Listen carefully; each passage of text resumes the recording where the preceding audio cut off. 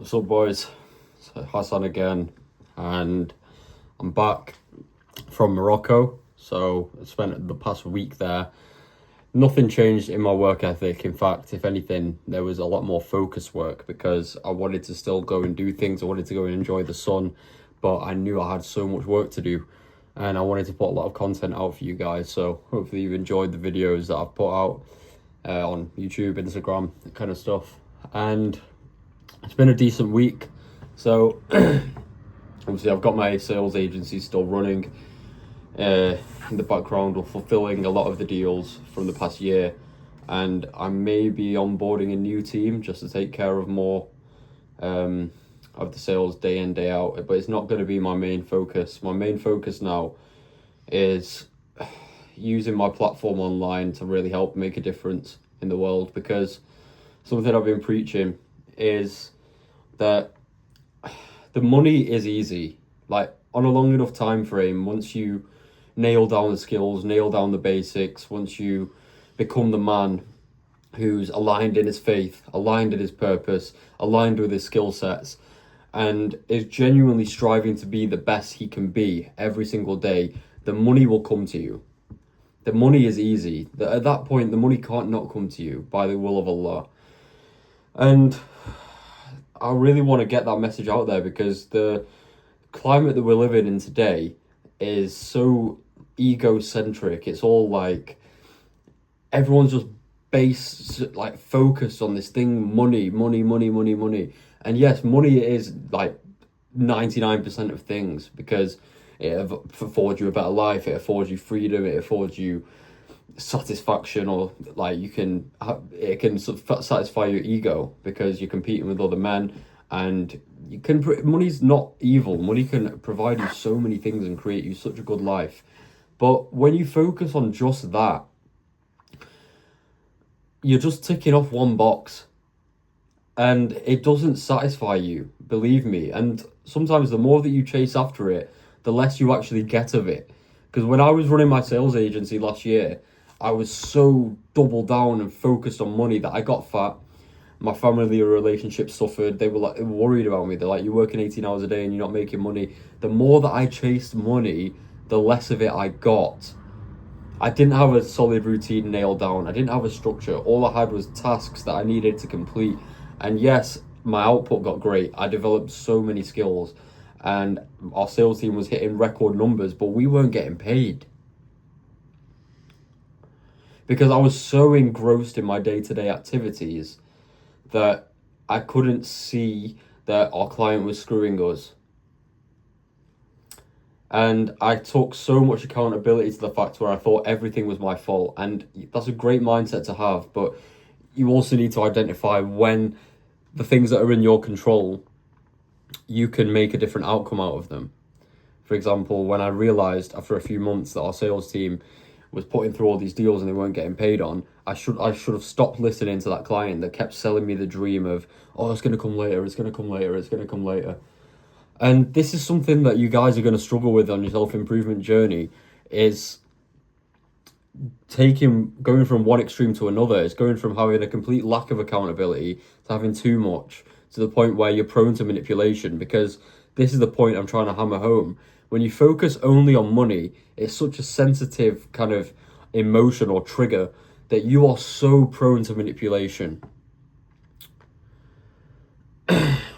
And it makes it so that people can really pull on your heartstrings, because you're envisioning the man you're going to be when you've got all this money and the dream life and the supercars and moving to different countries and traveling. That when someone has that power over you, whether it be a client or a boss or some kind of dream seller, whatever it is, your vision gets hazy. And that's exactly what happened to me. My vision got so hazy to the point where, because that was my only outcome, it was so important to me that I couldn't make the right decisions. And it would lead to me being sour with other people and not being the most moral man that I could be. And it's only when I connected with Allah more after my Umrah trip that I started seeing things more for a broader view and started making better decisions. When I was focused only on money, it brought out a type of greed because I wasn't ticking off the other boxes in my life. And it led to dissatisfaction. I fell in love with the work and the process, and that's what should be done. But when you don't have all of the systems and everything else nailed down, it's like you're just working for this imaginary goal that might not even come to fruition. Because you don't rise to the level of your goals. You fall to the level of your systems. You fall to the level of your habits. And it's like putting a well-oiled machine together. If you've only got one type of mechanism running, you can't expect to have a well-oiled machine. And that machine eventually is going to burn out. And that's why you see all of these people that have money, they start dedicating their time towards other things. Because they realised, like, you see all these people committing suicide and stuff, and I don't agree with that at all. That's messed up. But when you only have that as your goal, when you reach it, what are you going to do now? Because you don't have purpose. You're thinking, right, I've got my goal now. I can just keep chasing these numbers, but what's next? And it's that same old adage, and that's the trap that I really got myself into last year. And it's quite cringe when you think about it, because when you live in this Andrew Tate era, you've got a bunch of guys that start making a bit of money, but you can tell they haven't been through a lot. So they don't have skills and lessons and all that stuff to replicate. They're out of shape, so you don't respect them. Like, no offense, but like this Bread Scales guy, he's smashing it with his econ brand.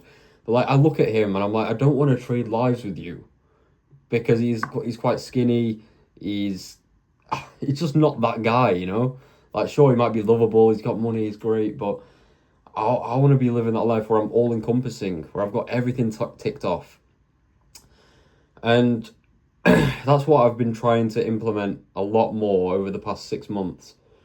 And this trip really reflected that, because I've been abroad a couple of times. January we went to Marrakesh in Morocco, and I was still working. But at that point I was kind of transitioning away from my sales agency, so there wasn't a whole lot I could do. That was more spending time with family. But I was still doing the day-to-day stuff.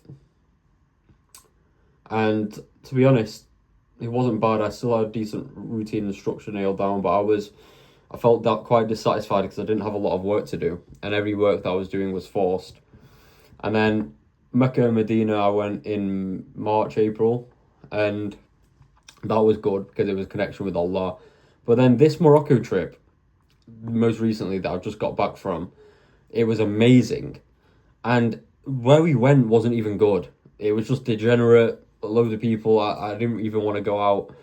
Everyone, Agadir, if you know what it's like, it's just where, like, I'm not trying to sound elitist, but it's what I said to my boy. I think it's where the lower class go to get all of their desires. That's what you hear, like all of these flipping people, these Pakistanis or whatever, they go there just to kind of get prostitutes and just do a bunch of degenerate things. And I went when I was a kid, so I thought it would be quite nice.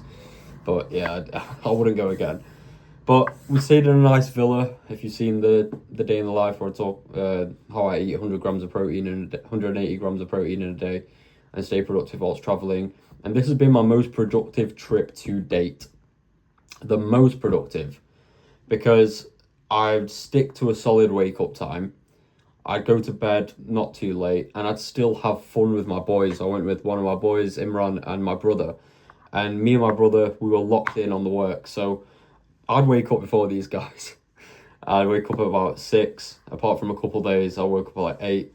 And I'd do my morning routine. And the morning routine gets you in such a flow. I never used to do this stuff. I used to just wake up and immediately be responded to. I still respond to messages if they're urgent, but I'd immediately just be engrossed in full-fledged work within 2 minutes of waking up. And then I would wonder why my brain feels fried.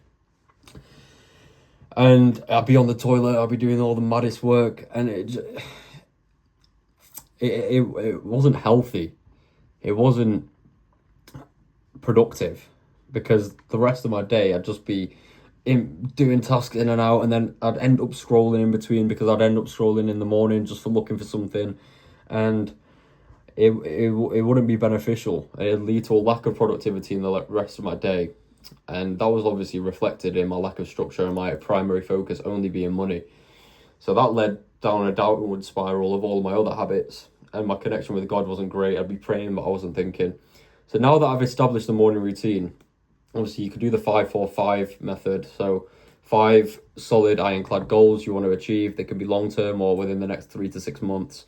The 4-step morning routine. Mine's a bit longer than that, I'll be honest. Because the amount of stuff I've got to do is more like a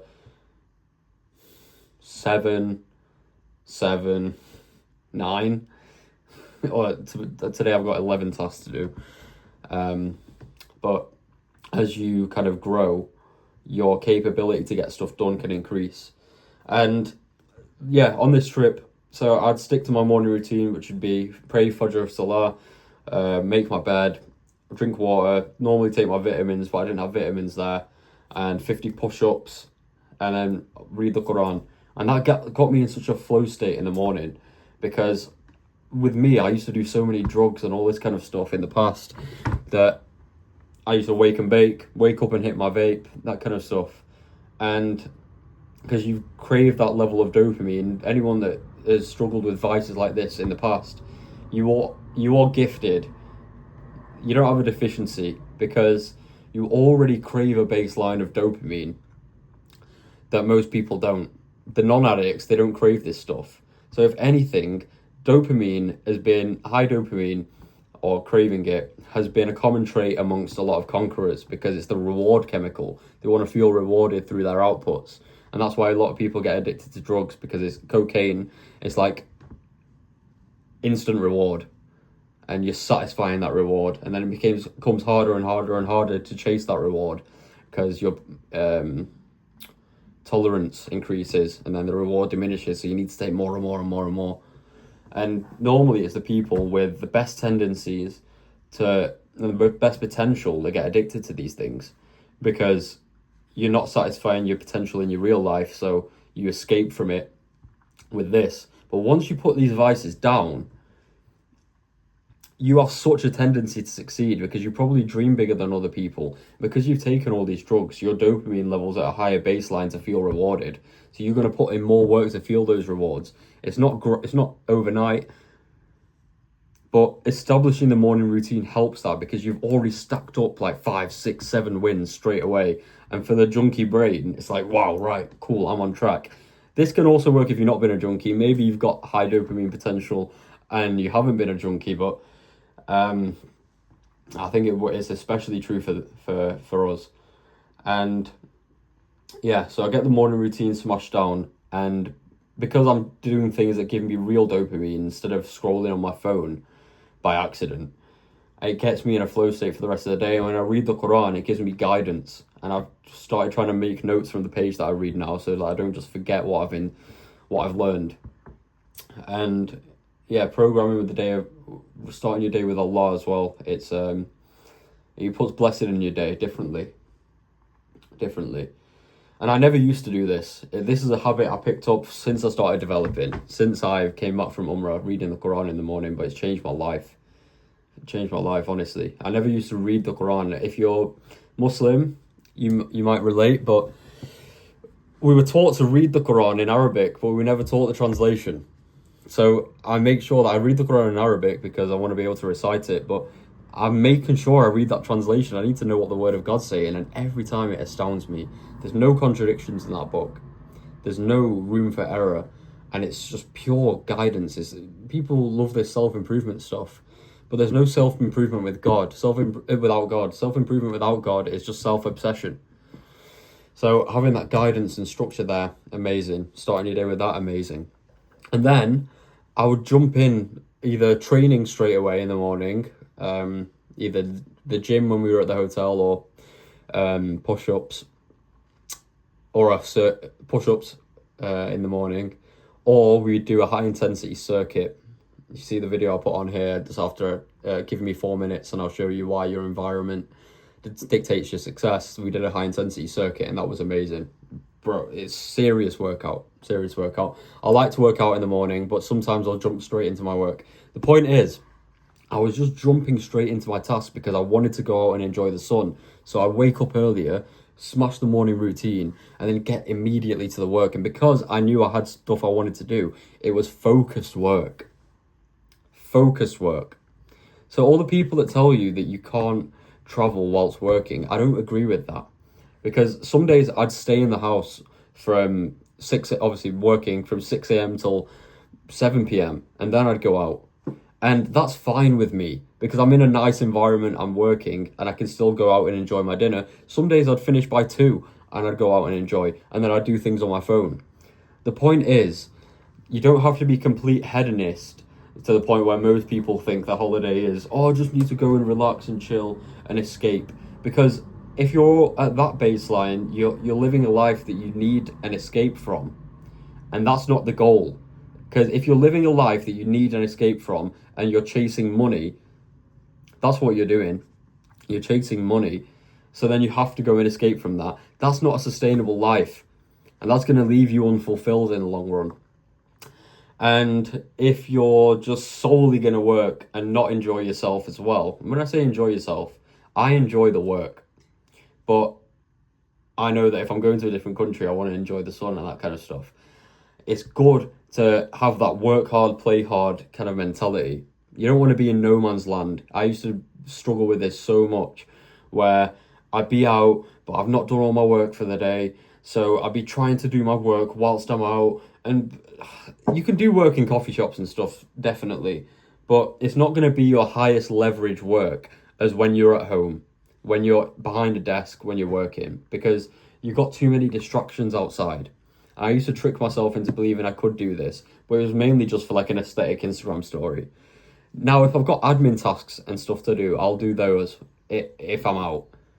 And if I'm just replying to people on motivation and stuff throughout the day, or I need to film a video, I can still do that whilst I'm out.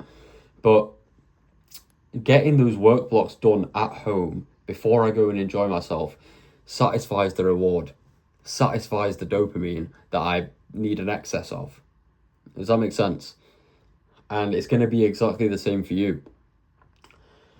And yeah, I mean, with this trip, I had so many temptations, so many times where I could go to the club or go out and just do some haram things.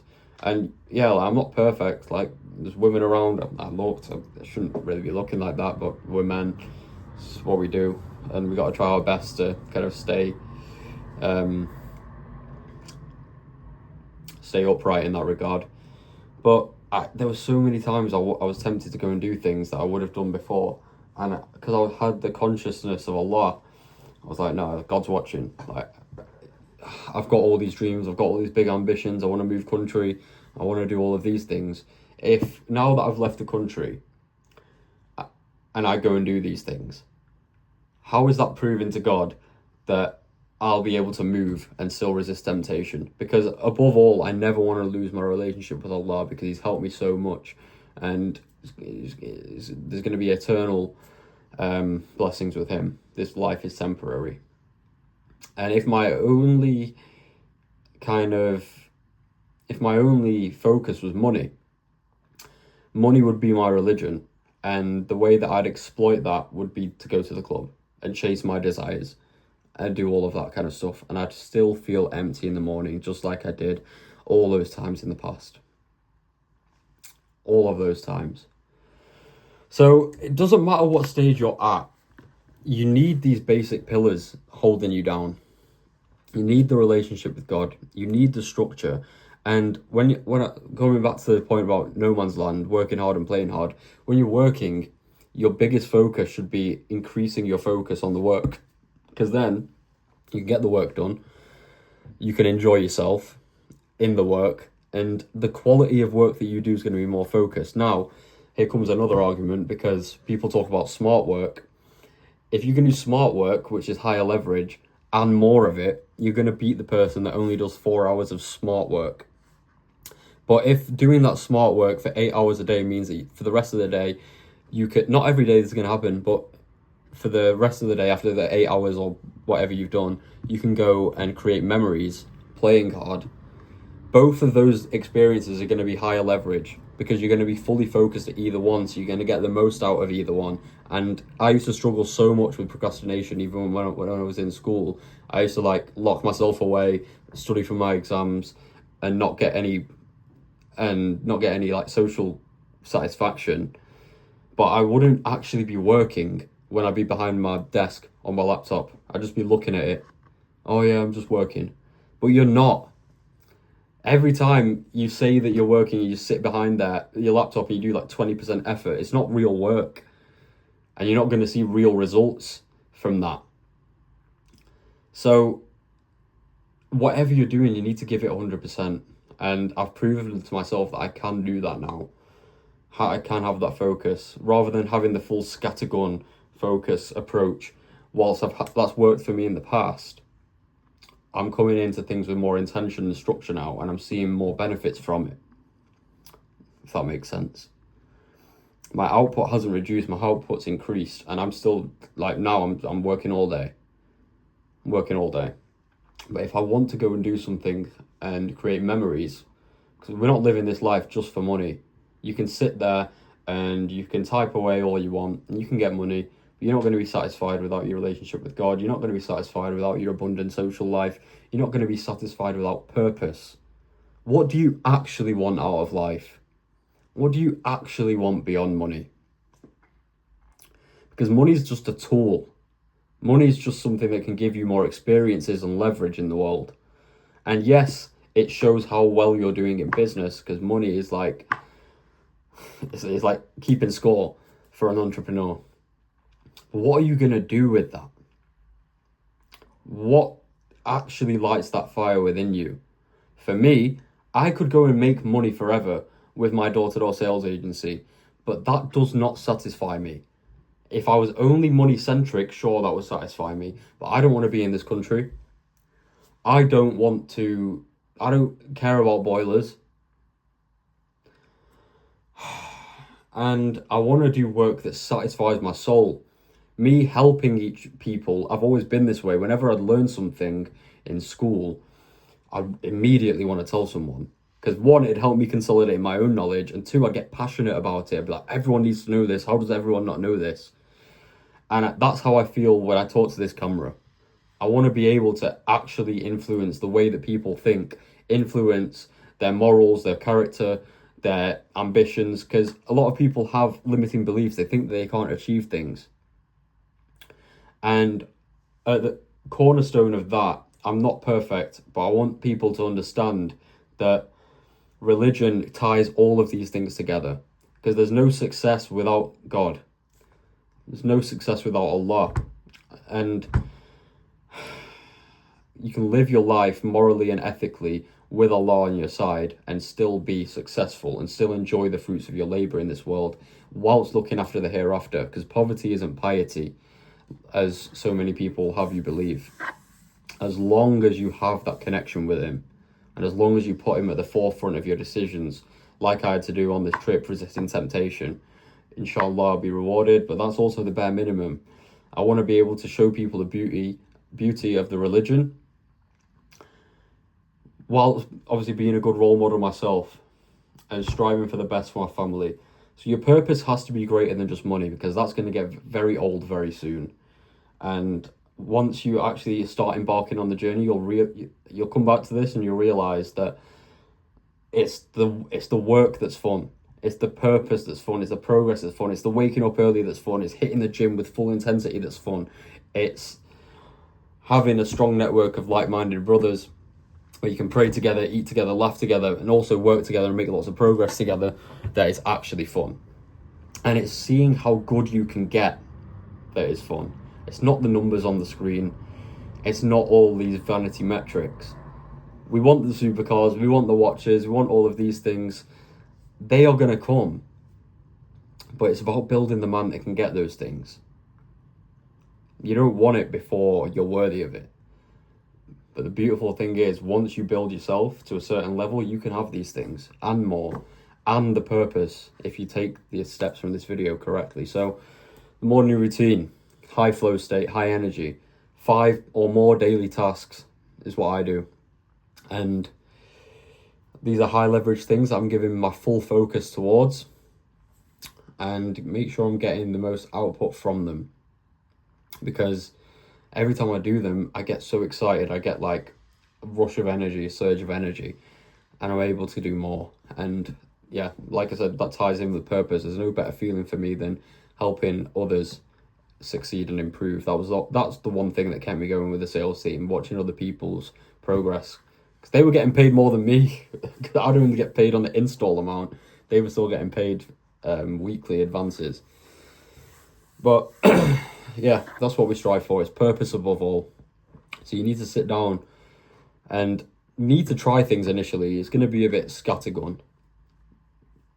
See what you're good at, test what you're good at. I tried so many things before I found something I was okay at, which was the agency.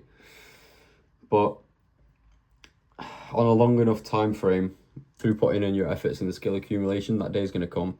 Then when you're able to travel the world and all of these things, you can still get work done to a high amount, high output, whilst keeping your gym in check, whilst keeping your routine in check, because everything's going to center around your purpose. Your purpose is to be the best you can be in all realms. It's not just to have money. Best physique, best spirituality, best family life, best relationships, best friendships. And then best business, best. There's so many skills that come under the bracket of business you want to master as well. And then these things are all unified by your relationship with God as well. Not sure how long this has been filming for. I just kind of turn the camera on and start talking. Hopefully it's been beneficial for you guys. I'm going to hop into some more work now after the shower. And yeah, pleasure as always, boys. Let's keep it pushing. We've got big things to achieve.